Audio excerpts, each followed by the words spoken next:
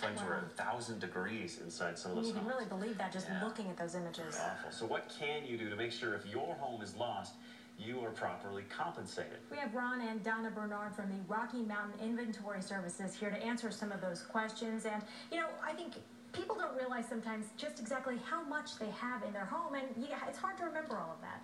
Absolutely.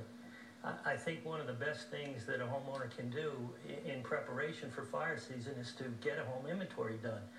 And they have lots of opportunities to do it themselves if they'd like.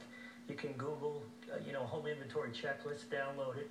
But there's a lot of information besides what just is on that checklist. You need to take pictures, you need to take measurements, and have some detail. When we do a home, it's typically 500 to 700 pictures in an average home. It's impossible to try to remember everything.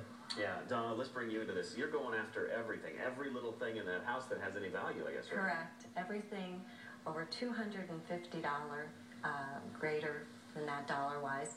But also we capture north, south, west, and east pictures of all the walls in the house. Yeah. So there's a lot of detail even in the south pictures and west pictures. Yeah, stuff people forget about, yes. Really, that a service like yours can provide. Yes.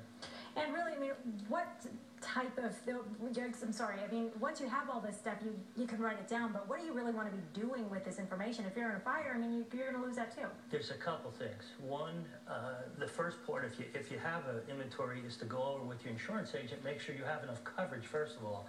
The second is you keep these off-site, so they're not with you. They're with a family member or in a bank vault, one of the deposit boxes.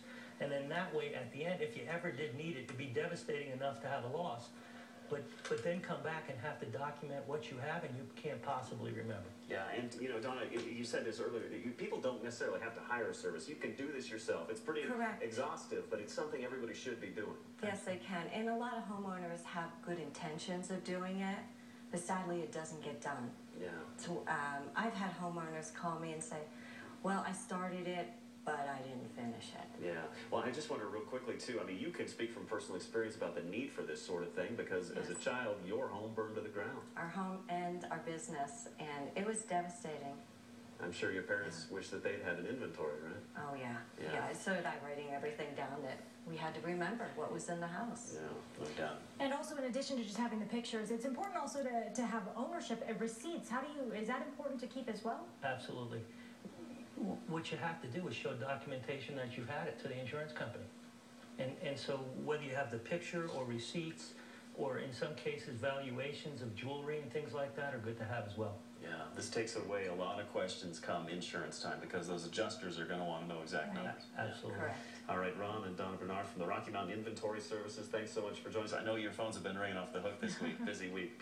Things like this remind people of your need, I guess. Sadly, it does. All right, well, thank you guys for joining us. Thank you for having us. Appreciate it. A man who lost his